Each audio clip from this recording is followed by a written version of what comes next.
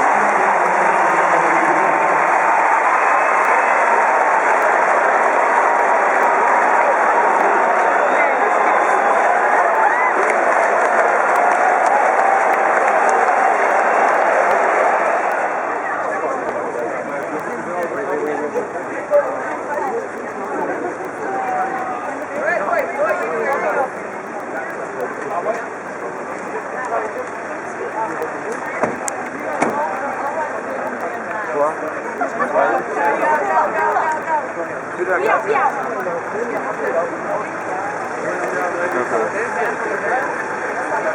clearly don't know who they are. No, one of them was